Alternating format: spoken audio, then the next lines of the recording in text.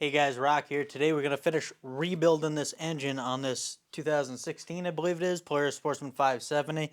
I've done previous videos of this rebuild, the ripping down of this engine, the rebuild up till now so far. I've done new hot rods crankshaft, new piston, new cylinder, new seals, new bearings. At this point, I got to go ahead and work on that cylinder head. So if you haven't seen it and you wanted to catch those older videos, you can go ahead and check those out before you watch this one if you'd like. Let's get to work. Cylinder head. Yeah, look at a lot of junk in there. I'll tear that all apart as well.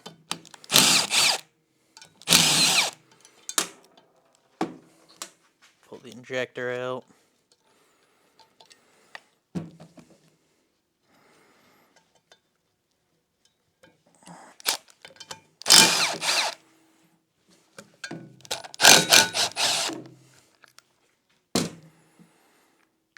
I'm going to get this block out of here while I work on that head.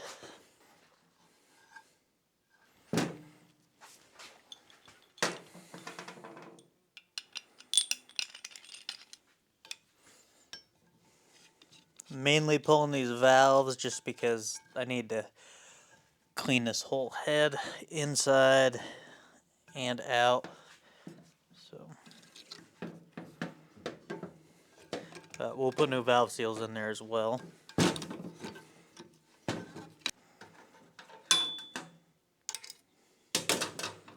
Keepers out.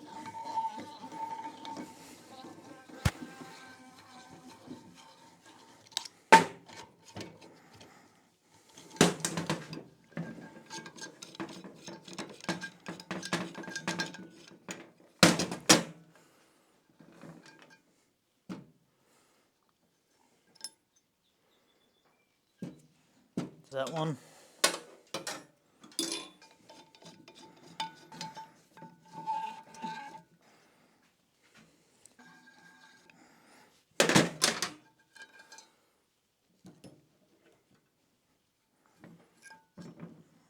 Exhaust valves.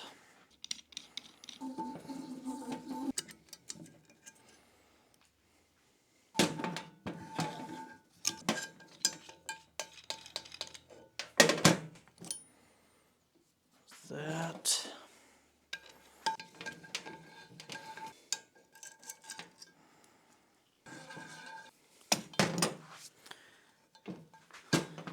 And the last one. Yeah, I mean, just look at that junk in there.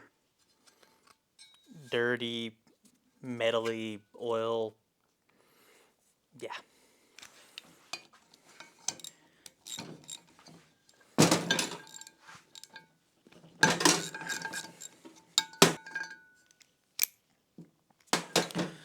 Go give this thing a good cleaning. I got her all cleaned up. Inside looks much better. Took a good hot minute to clean that out. Pop these valve seals out of here. 1, 2, 3, and 4. I'm gonna go ahead and do a quick valve lap in here.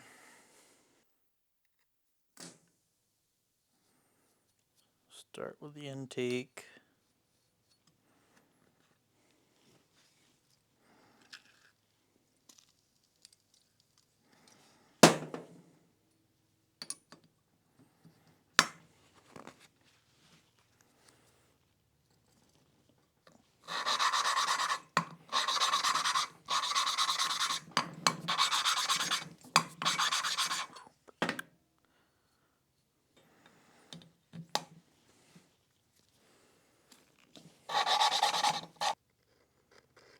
Do exhaust.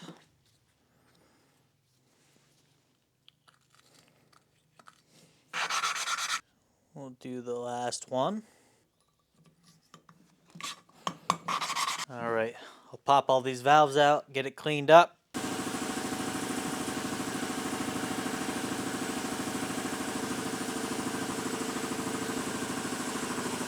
Grab our new valve seals.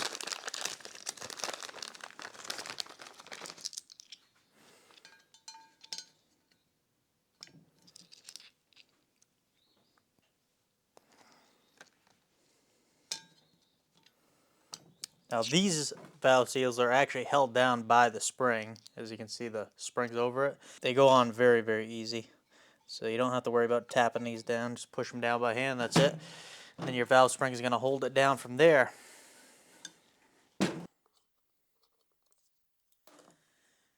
Alright, get you in there.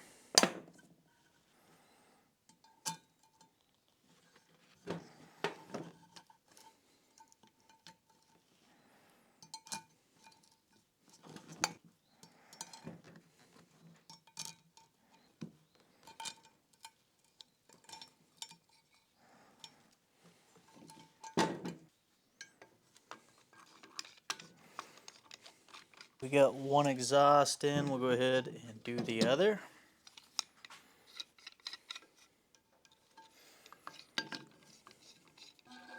Wind it right in. Grab two little keepers, go ahead and put that in there. Go ahead and unwind it.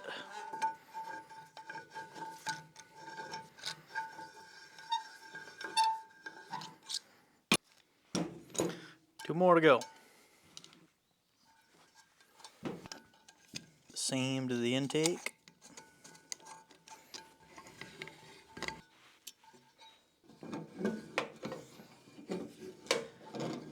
That's good. Now we'll move on to the last one. Go ahead and unwind that one. Always want to make sure when you first start unscrewing that, make sure your keepers are still in place. And they are. Just got in there. Now, we can put our caps in. Clean these off. I'm about ready to hear this thing fire up, I know that. We're still a little ways away from that, obviously. But, we're getting there. A little at a time. The owner of this thing has got he's going four-wheeling somewhere. Maine, maybe?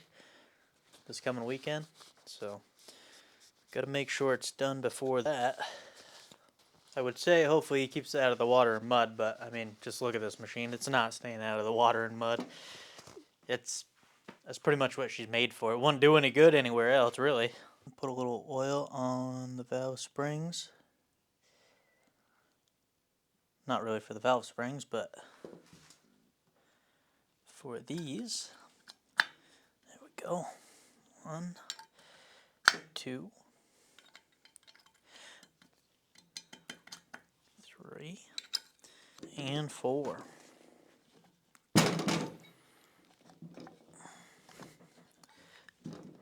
They got some spring to them. But there they are. There's the head. Pretty much done with this section. We could throw it on the engine. I'll bring this block back over here. We need a head gasket. Here she'd be. Can go on there just like that. Over here, put the cylinder head on. Line it up. There we go. There. Now she's looking better. Bring our cylinder head bolts over. Go ahead and install those.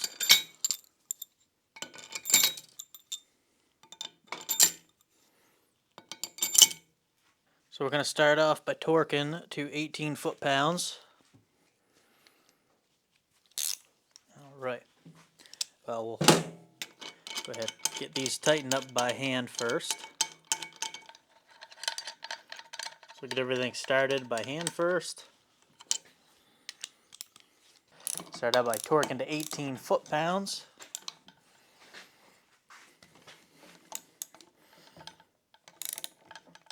Just give that, we're not at 18 yet, but we'll just kind of torque these down evenly first, and a crisscross pattern.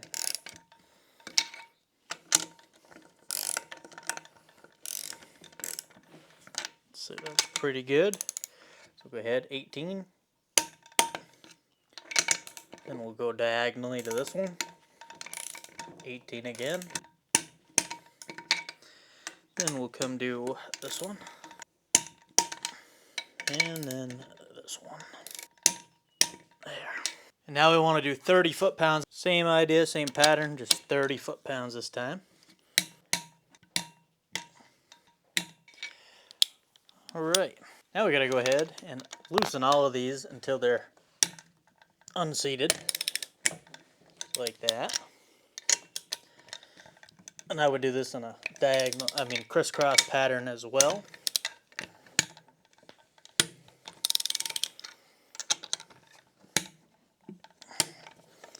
There's that.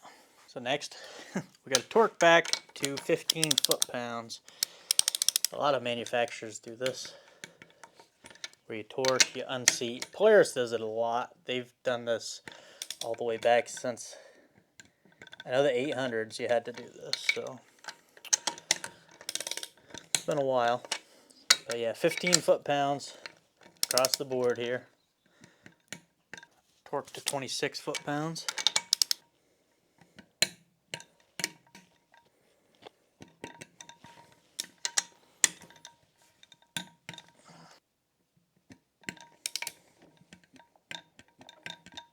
There she is, 26 foot-pounds. Now we want to go 180 degrees. So we'll start this way, end up towards me. Don't move our torque wrench. It's a little over 90 there. I'll go ahead and do this one.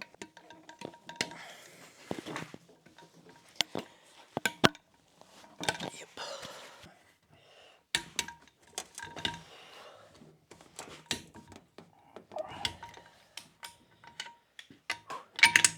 Now this one.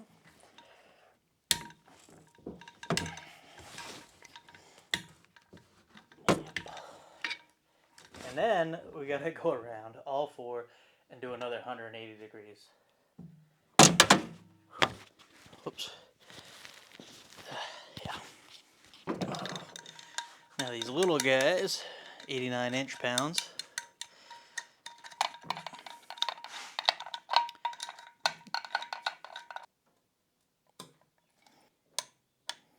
Now we go ahead and start putting our timing chain in. We got our timing chain guides. We'll put the guides on first. This one is gonna be in the back here. And it's gonna go right to that hole. Loctite on that bolt.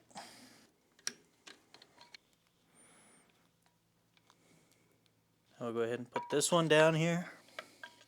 This one comes all the way down there. A little Loctite on that bolt as well.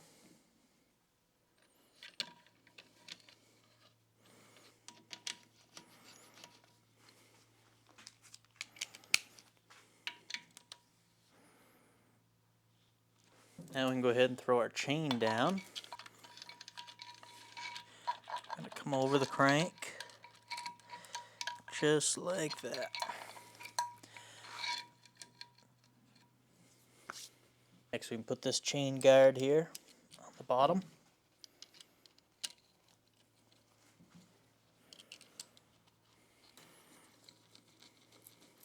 To 8mm.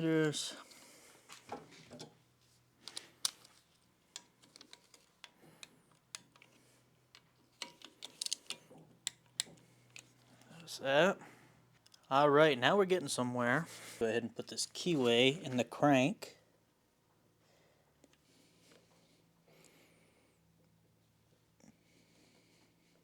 Just like that. Right here we get our Magneto and our flywheel. Put some oil on that one-way bearing.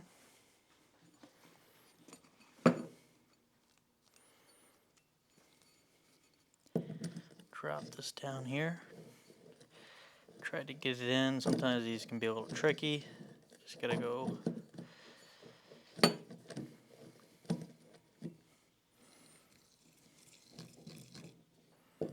Once in a while they'll drop right in. Sometimes they'll act like this. There we go. So that should rotate one way and lock the other. Put some oil on that bushing and on the crank. Throw this on. Line our keyway up.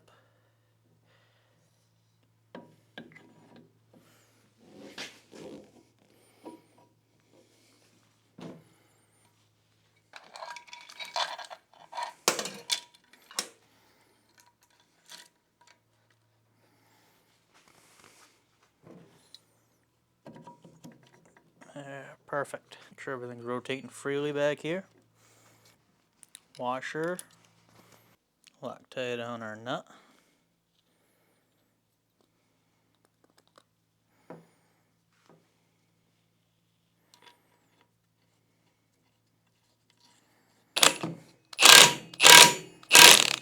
Okay, now we can put our starter gear on. A little oil on the shaft. Can come in here. Nice. Install this coolant pipe. Now we got our stator we can throw on here. So we want to make sure we line, that's got a strong magnet. Want to make sure we line our water pump up when we're doing this before we even put this on here. Should be lined up. We'll just rotate that so you can see now. After I rotated that engine, it's seated right into place. That's what we wanted. Install all our bolts.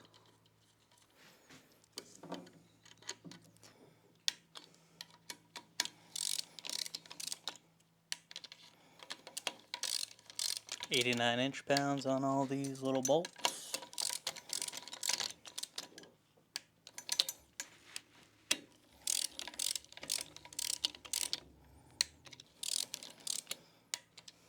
Alright, so at this point, we're going to go ahead and throw our cams in, but first we need to make sure we're on top dead center so we can put our cams in properly. And how we do that, so we're just putting this engine back together, so it's already removed, but if you have this in the machine or something, or I guess you'd pull the engine with it on anyways, but the crankshaft position sensor, you remove that, and we're going to rotate this engine until we find a little V mark. So you can see these dots right there. That's the V. Might be a little hard for you to see, but it's right on top of those little knobs. That means when we get that in the center of the hole, that means we're at top dead center. So now we can go ahead and install our camshafts. But first, some oil. Now, I'm not going to dump a ton of oil in this thing, just enough where the cams are going to ride, because I don't have any oil pan under this, so it's going to make a mess if I dump a lot of oil down it. And I haven't put the oil pan on yet is because it's on an angle. Right now, this engine is flat, very easy to work on without a stand. If I had that, it'd be tilted, be a little more difficult to work with. So right here we have two different camshafts. One has a decompression mechanism on it. That's your exhaust camshaft. So the exhaust is going to be on this side of the engine. So that's where this is going to go, and this will go here. So on the intake, we're going to go ahead and set that in there. And what we're doing is we're going to line up the I. There's I and E labeled on these cams. So we want to line up the I, both the I's, make sure they're parallel with this case. And on this exhaust cam, now the cam sprockets are identical, same part number and everything from the intake to the exhaust, so they both have I and E on them. So you want the E on the exhaust side facing parallel with the case on this one. So let's see. Get it. Whoop.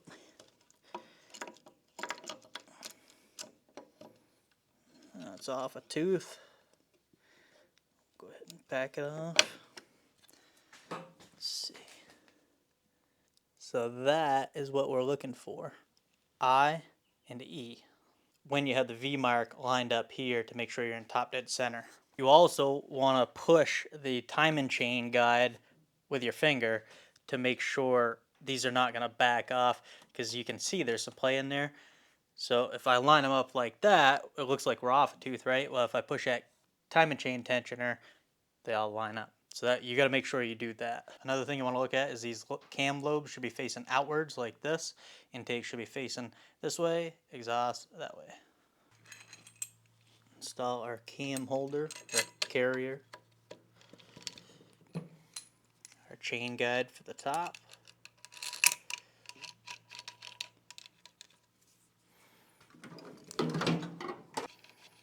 Tighten these things up by hand.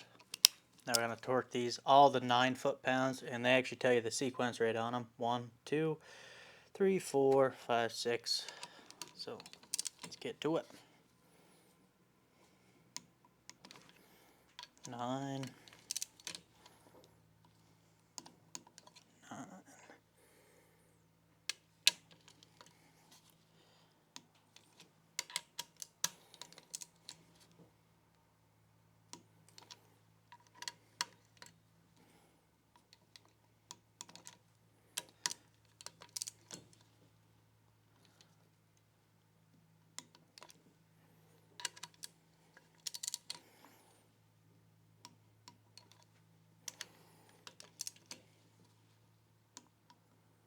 Alright, just going to go back through, make sure they're all good.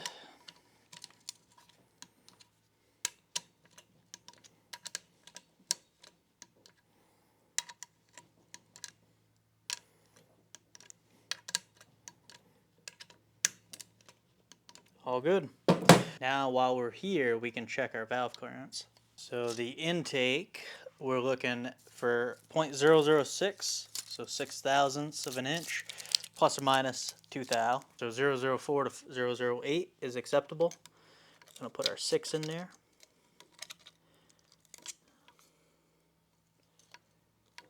Can't quite get the 6 in. Go all the way down to 4. Here's 4 thousandths. Okay, fits right in, 4 thou. Fits in there. So it should be 5, but we'll double check. 5 thou. Yeah. That goes in real nice. Surprised I couldn't fit the 6 down there. And nah, that one's a little tight, so that's closer to 4. That one's 5. Now here we're looking for 0.008 plus or minus 2 thou, so 0.006 to 0.01. Start out with 0.006. That's the low end. Yeah, fits in there very easy. Fits in there very easy. We'll go all the way. We'll go to 8 thou. Okay, a little more resistance. It's probably 8. A little more resistance. This is 0.1. Make sure it's not. Yeah, I can fit that one in there, but it's very, very hard. That one I can't fit in there. Yep. So we don't have to do anything there. That's completely acceptable. Now, if these were out of spec, we'd have to change out the whole tappet bucket itself. There's no shims or anything in these.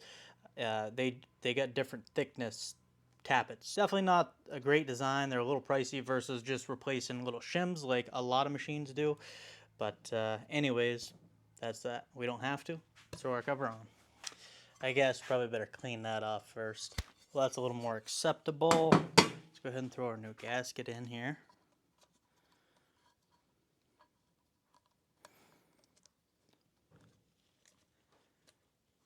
Now, these are rubber. Most of the time, these are reusable, but our engine rebuild kit, the gasket kit, came with a new one, so we might as well use it.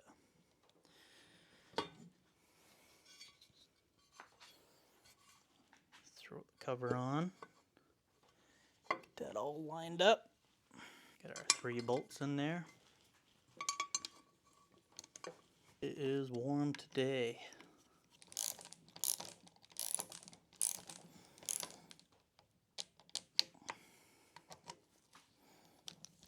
Probably don't need that big extension for this one.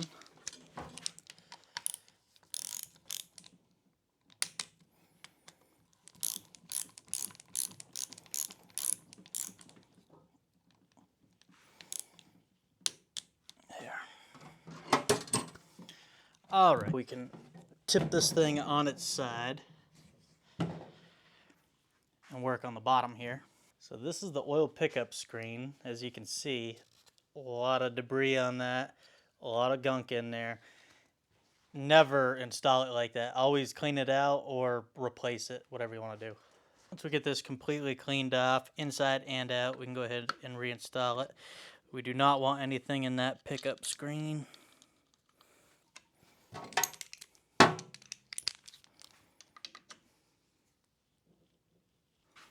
Next, oil pan. Look at that. I mean, That's the condition of this engine. Was the condition of this engine. I will say, a lot of time, this is clean now, a lot of time went into cleaning this engine.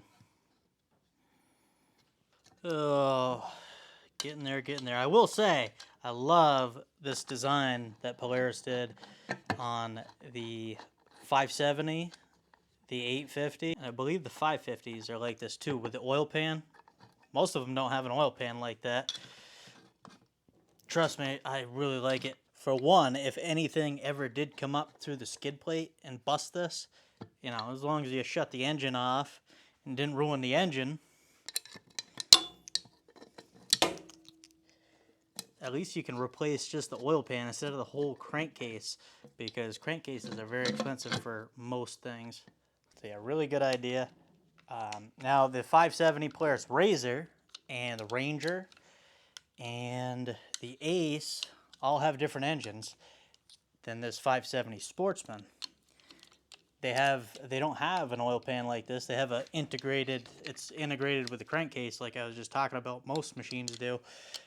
I believe they did that to save, because they're trying to get that engine, they're working with less room in the side-by-sides, trying to fit it down, more compact, so they went with the whole crankcase, and it's much shorter, the engine, than this is. So I'm guessing that's why they did that. It has a removable oil filter canister. Surprising. This is the only one I've ever seen like this. The 570s. Even the Razors have this, so that's kind of neat. But yeah, this definitely needs a good cleaning. All right, now we can go ahead and put this on.